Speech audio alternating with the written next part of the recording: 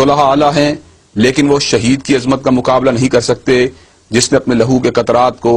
اپنے وجود کے اندر تیرنے دوڑنے والے لہو کو مالک کائنات کے راستے کے اندر بکھیر دیا ہو۔ شہداء اعلیٰ ہیں لیکن وہ صدیق کی عظمت کا مقابلہ نہیں کر سکتے جس کو مالک کائنات نے منصب صدیقیت عطا کر دیا ہو۔ صدیقین بھی اعلیٰ ہیں لیکن وہ اللہ تبارک و تعالی کسی نبی کا مقابلہ نہیں کر سکتے۔ انبیاء اعلیٰ ہیں لیکن انبیاء کسی رسول کی عظمت کا مقابلہ نہیں کر سکتے۔ اللہ تبارک و تعالی نے 310 313 یا 315 رسول اللہ کو مبعوث فرمایا،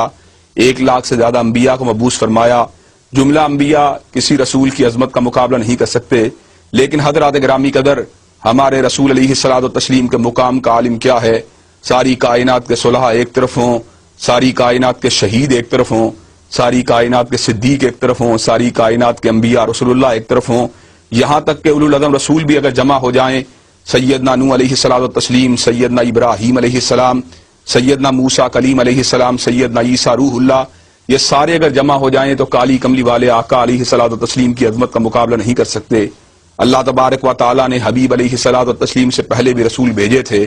لیکن جتنے بھی رسول آئے اپنے علاقے کے بڑے بن کے آئے، اپنے وقت کے بڑے بن کے آئے۔ مالک کائنات اعلان فرماتے ہیں وَلَقَدْ أَرْسَلْنَا نُوحًا إِلَىٰ قَوْمِهِ، ہم نے نوح کو بڑا بنا کے بھیجا، اپنی قوم کا بڑا بنا کے بھیجا۔ وَإِلَىٰ عَادٍ أَخَاهُمْ هُودًا،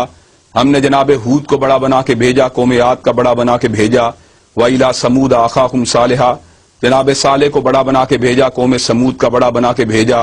وَإِلَىٰ مَدْيَنَ أَخَاهُمْ شُعَيْبًا، ہم نے جناب شعیب کو بڑا بنا کے بھیجا، قوم مدین کا بڑا بنا کے بھیجا۔ جناب موسیٰ، جناب عیسیٰ جیسے بڑے رسول اللہ بھی اگر آئے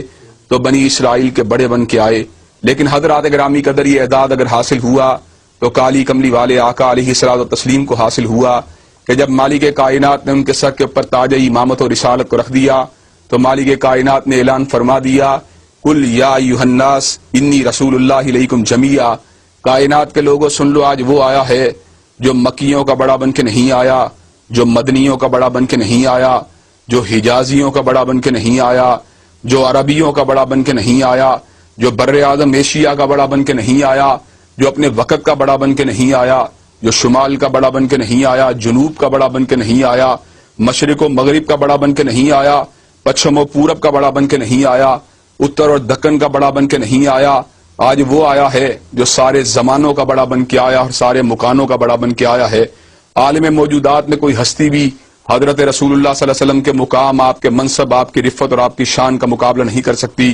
حضرات گرامی قدر، اور اس کے ساتھ ہی ساتھ ہمارے دماغ کے اندر یہ فیلنگ اور یہ احساس بھی موجود ہونا چاہیے کہ حضرت رسول اللہ صلی اللہ علیہ وسلم مالک کائنات کے آخری نبی ہیں، آخری رسول ہیں۔ کائنات کے اندر آپ کے بعد علماء آئیں گے، آپ کے بعد جرنیل آئیں گے، آپ کے بعد سپاہ سالار آئیں گے، لیکن آقا علیہ الصلوۃ والتسلیم کے بعد کوئی نبی نہیں آئے گا، آپ کے بعد کوئی رسول نہیں آئے گا، آپ کے بعد کوئی صاحب الہام اور ناطق وحی قائد نہیں آئے گا۔ آقا علیہ الصلوۃ والتسلیم کے مقام و منصب کے حوالے سے مالک کائنات نے اعلان فرما دیا ما کان محمد ابا احد من رجالکم ولکن رسول اللہ و خاتم النبیین۔ اللہ تبارک و تعالی اعلان فرماتے ہیں حضرت رسول اللہ صلی اللہ علیہ وسلم اللہ کے رسول ہیں، مردوں میں سے کسی کے باپ بن کے نہیں آئے، اور اللہ تبارک و تعالی کے آخری نبی ہیں۔ حضرات گرامی قدر، آقا علیہ الصلوۃ والتسلیم کے بعد بہت سے لوگوں نے دعوی نبوت کیا، جن میں مسیلمہ کذاب بھی شامل ہے، جن میں اسود انسی بھی شامل ہے، علی محمد باب بھی شامل ہے، بہاءاللہ بھی شامل ہے، علیجہ محمد بھی شامل ہے، راشد الخلیفہ بھی شامل ہے، غلام احمد قادیانی بھی شامل ہے۔ یہ سارے وہ لوگ ہیں جنہوں نے آقا علیہ الصلوۃ والتسلیم کے بعد دعوی نبوت کیا، لیکن حقیقی بات یہ ہے کہ آقا علیہ الصلوۃ والتسلیم کے بعد جس نے بھی نبوت کا دعویٰ کیا، ذلت اس کا مقدر بن گئی، رسوائی اس کا مقدر بن گئی۔ چنانچہ ہمارے دماغ میں حب رسول کا جو پہلا تقاضا ہے وہ یہ ہونا چاہیے کہ آقا کا مقام، آپ کا رتبہ، آپ کی رفت، آپ کی شان جمیع کائنات سے اعلیٰ ہے، اور اس کا دوسرا سیگمنٹ یہ ہے کہ حضرت رسول اللہ صلی اللہ علیہ وسلم کے بعد کوئی رسول نہیں آئے گا، آپ کے بعد کوئی نبی نہیں آئے گا، اور اسی بات کا دوسرا پہلو یہ ہے کہ آپ کے بعد باپ آئیں گے لیکن فاطمہ کے بابا جیسا کوئی نہیں آئے گا، آپ کے بعد بھیا آئیں گے لیکن شیما کے بھیا جیسا کوئی نہیں آئے گا، آپ کے بعد تاجر آئیں گے لیکن بحرین کا حدینہ دار کبھی نہیں آئے گا، آپ کے بعد سپاہ سالار آئیں گے لیکن حنین و خندق کا سپاہ سالار کبھی نہیں آئے گا، آپ کے بعد فاتح آئیں گے لیکن فاتح مکہ کبھی نہیں آئے گا، آپ کے بعد سیاسی قائد آئیں گے لیکن کائنات کا امام کبھی نہیں آئے گا۔ حضرات گرامی قدر، حب رسول علیہ الصلوۃ والتسلیم کا دوسرا پہلو جس کا تعلق ہمارے دل کی کیفیت کے ساتھ ہے کہ ہمارا دل جو گوشت پوش کا ایک پتلا ہے، اس کے اندر محبت کی ایک سکت موجود ہے، محبت کی ایک استعداد موجود ہے، محبت کی ایک صلاحیت موجود ہے، اس کے اندر طرح طرح کے جذبات ابھرتے ہیں. تو ہمارے دل کے اندر جو محبت کا ایک